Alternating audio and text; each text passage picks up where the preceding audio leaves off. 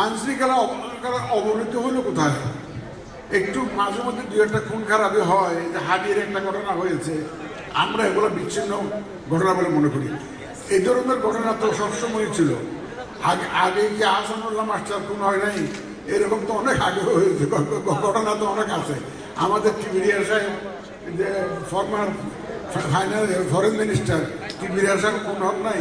Election আসলে এই ধরনের ঘটনা হয় বাংলাদেশে, এগুলো নতুন কিছু না। সুতরাং আইন শৃঙ্খলা পরিস্থিতির বড় উন্নতি হয়েছে। আপনার 5ই আগস্ট 24-এর সাথে তুলনা করুন।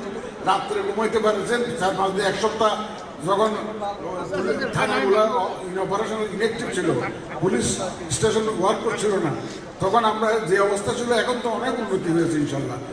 আমরা তো একটা শান্তিতে চলাফেরা করতে পারতেছি, রাস্তাঘাটে চলাফেরা করতে পারতেছি, শান্তিতে ঘুমাতে পারতেছি।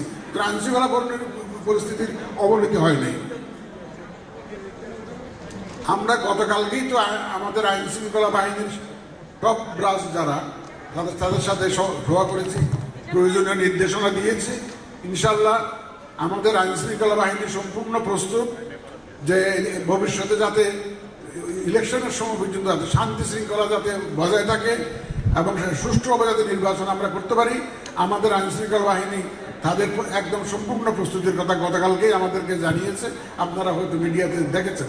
ইনশাল্লাহ নিশ্চিন্ত থাকেন, নির্বাচন সঠিক সময়ে সঠিকভাবে একটা সুষ্ঠু সুন্দর নির্বাচন, প্রতিযোগিতামূলক নির্বাচন ইনশাল্লাহ আমরা দেখতে পাবো। যে ওয়াদা আমরা জাতিকে দিয়েছি, সেই ওয়াদা ইনশাল্লাহ পরিপালনে ইলেকশন কমিশন প্রতিজ্ঞাবদ্ধ। আপনাদের সবাইকে সাথে নিয়ে ইনশাল্লাহ আমরা একটা সুন্দর নির্বাচন উপহার দেবো। আপনাদের সবাইকে ধন্যবাদ।